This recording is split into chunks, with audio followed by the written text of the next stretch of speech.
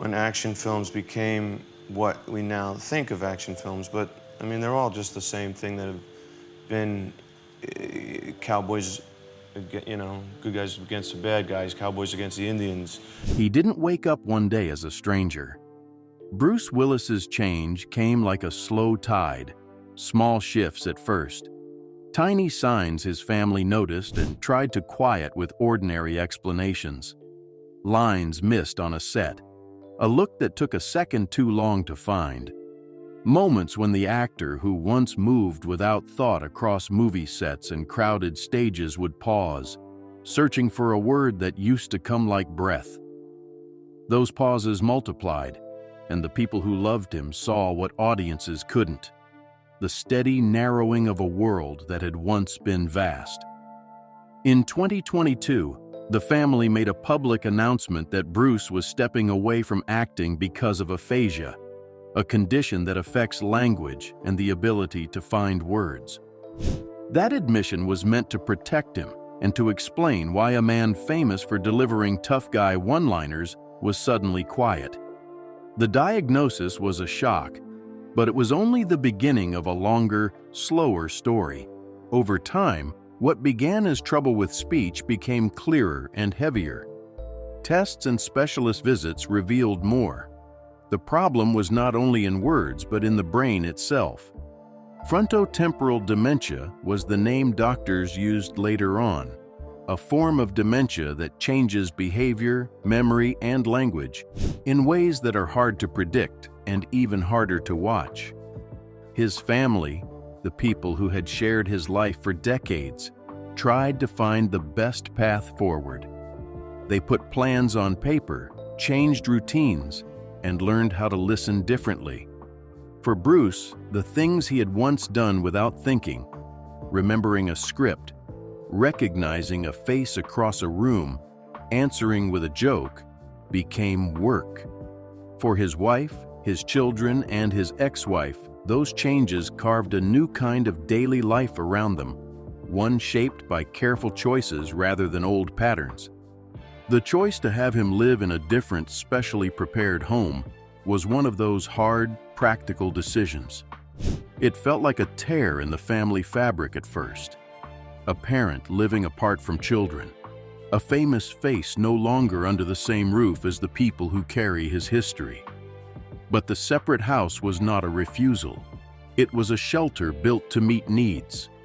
There are homes that are quiet, that limit sudden noise and bright lights, that can be arranged so a man who grows anxious in crowds can move with less alarm. Care teams live there, not as strangers, but as the people who understand how to help him eat, sleep, and stay safe.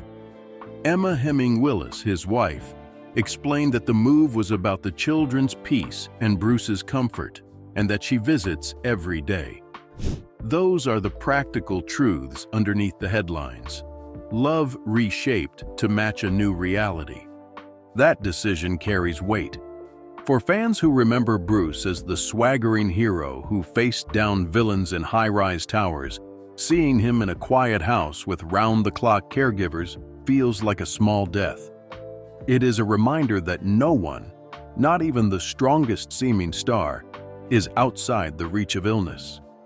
But the picture in the family home is not only lost.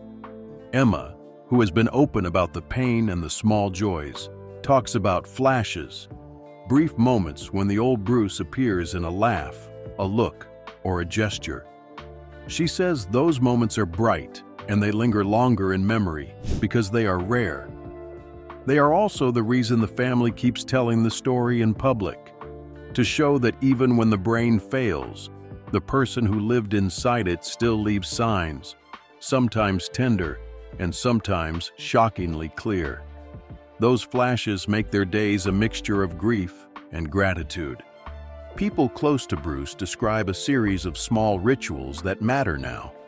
He likes certain songs, certain foods, and certain faces, not because his memory is whole, but because some parts of memory are stubborn and kind. Family photos and old jokes still sometimes unlock a smile. A favorite film clip repeated can bring a burst of recognition. but other things disappear. Names blur. Events slide into fog. The family has learned to work with what remains instead of mourning what's already gone. They tell stories to each other so that Bruce can sit in a room where his life is recited like scripture, even if the words slip through his fingers. That effort, the daily repetition, the care that keeps short-term moments from vanishing, is the quiet labor of families living with dementia. It is invisible to most and exhausting to those who do it, but it's also filled with tenderness. The public first learned about Bruce's condition in March 2022, when his family stepped forward to say he would retire from acting. For many fans, watching the man known for high-energy films go silent was hard to reconcile. People wanted to explain the empty spaces on screen. Was it fatigue? Was it age? The truth was more medical and more private. Aphasia, the first name given in the family's notice, can be terrifying because it robs you of speech while leaving thought intact. That mismatch, a mind that feels trapped inside a body and mouth that won't cooperate, is one of the cruelties of brain disease. For Bruce's daughters, for Emma, and for his closest friends, the work of caregiving became an urgent new job. They rearranged homes, shifted schedules, and became translators. Translating his needs when words failed, translating his moods into comfort when confusion came. Fans who have followed Bruce's career for decades can map the change against a life lived fast. He rose from small television roles into blockbuster movies and became the sort of star who defined a genre.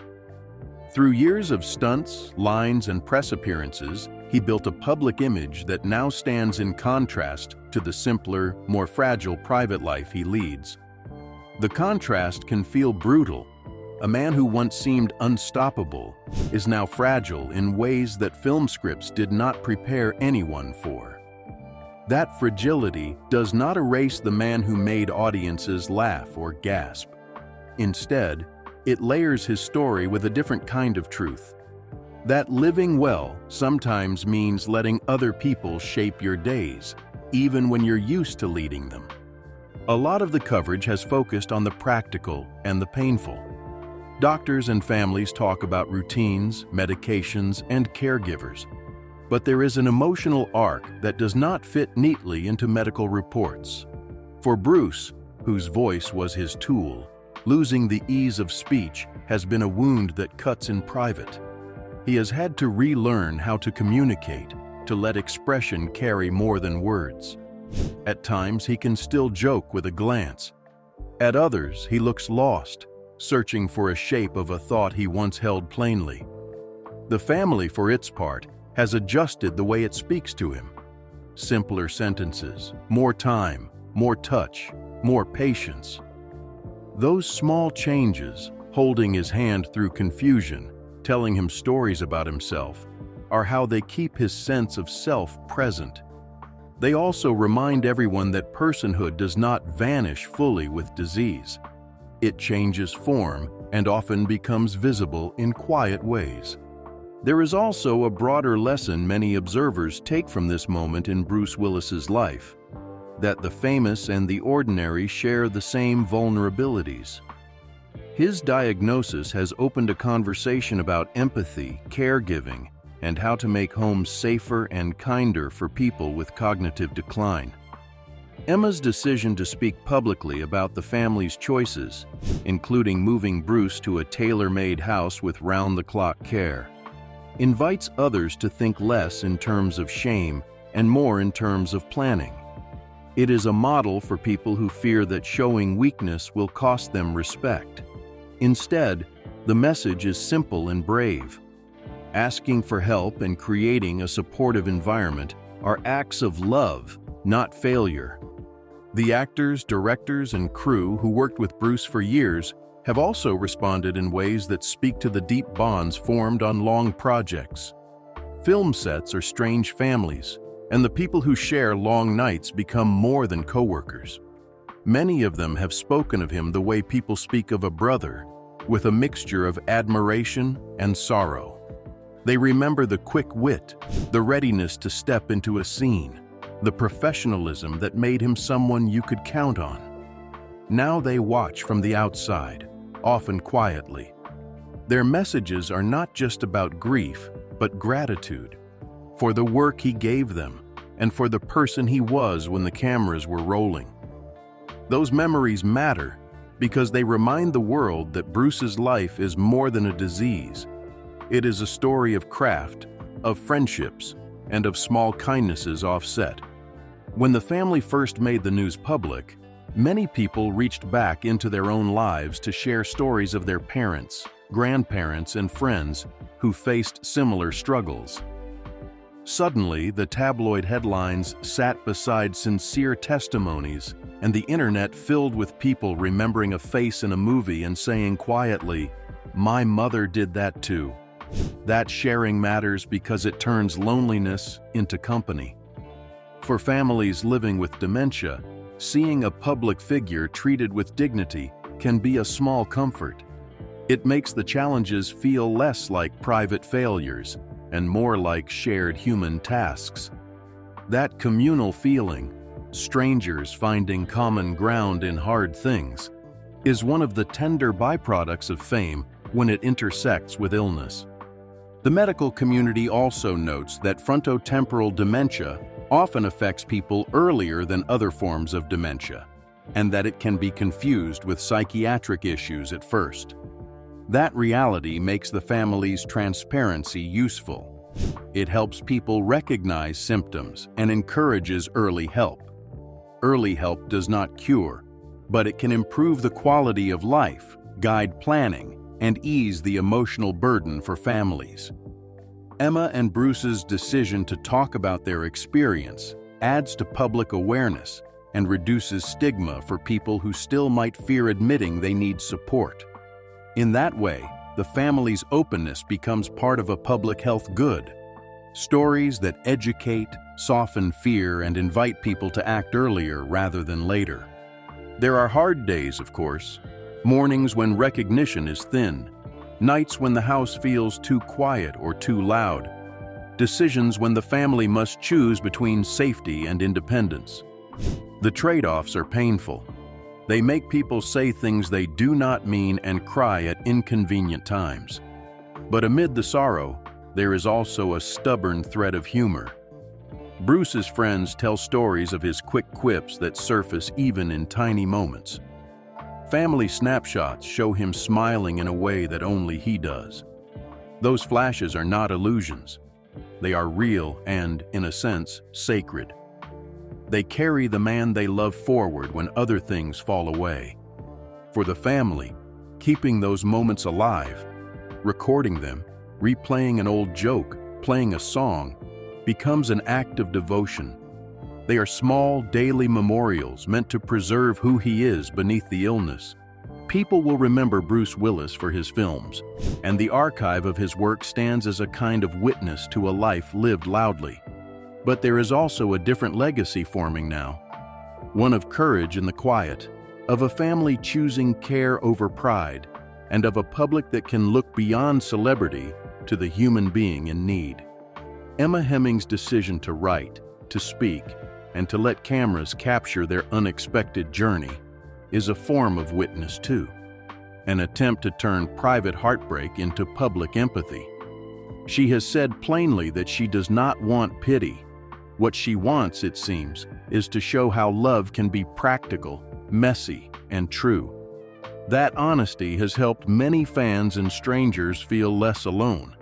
It is easy to reduce a life to a headline: actor retreats, star fights disease. But the truth is a series of small, complicated choices. Living in a separate, tailored home does not mean abandonment. It means molding daily life to keep a man comfortable and to protect children from scenes that could scare them. Visiting every day, creating rituals, and keeping his environment predictable are the real acts of care. These choices are not dramatic. They are slow, steady, and exhausting. They do not make for glossy magazine covers, but they are the parts of love that matter most when the cameras leave. They are the late-night conversations, the extra meal prepped, the hand held through confusion. They are the things that remake a family into a team whose single goal is to hold a life steady as it changes. For those who loved Bruce from afar, who saw his face in a poster or heard his voice in a trailer, it is okay to grieve. Grief for a public figure often feels strange, like mourning a person you did not know. Yet the movies we love become part of our lives, and the people who make them leave impressions that anchor moments in time. Saying thank you for the hours of entertainment, for the laughter and the thrills, is a simple and fitting response. More than that, offering compassion toward the man behind the roles is a generous and human thing to do. Social media messages, shared memories, and quiet wishes for the family's strength are small acts that stitch a web of support around people they will never meet. In the end, Bruce's story is not just about loss. It is about how a family adapts, how love can be practical, and how a life continues to hold meaning even when the script changes. The man who once sprinted down movie hallways now moves more slowly, but he is still there, sometimes clear, sometimes blurred, and always held by people who refuse to let him slip away. Watching that, seeing a public figure treated with care, dignity, and honest grief, can make people cry because it reminds them of their own fragile ties, their own parents and partners and friends who will one day need help. It makes the viewer both witness and participant, invited to feel, to remember, and to act with kindness in their own corner of the world. If there is a final thought to hold, it is this: illnesses like Bruce's teach something basic and piercing, that life is not only what we perform in public, but also what we quietly tend in private. The lines he once spoke on screen still echo, but now the quieter script is about presence, patience, and the small, repetitive acts that make people safe and seen. That work is not glamorous, but it is sacred. If the story touches you, if it brings a tear or a wish for strength, then that reaction is a tribute not just to the star who entertained millions, but to the human being who asks for help and the family that answers. The applause may be softer now, but it is still there. In visits, in songs played softly, in hands held through confusion, and in that applause, a life continues to be loved.